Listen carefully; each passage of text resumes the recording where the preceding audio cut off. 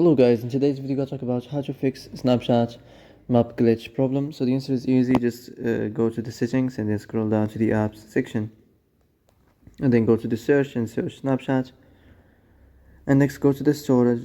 In here you will find this clear cache option. Click on it. Now you can go check it if it worked, and if it didn't you can try to restart your phone or turn the Wi-Fi off and on, or the Bluetooth or the airplane mode. Also you can try to clear data, but be careful. If you clear data, all the Snapchat's data will be deleted. This includes all files, the settings, the accounts, the databases, etc. So be careful if you want to clear your data.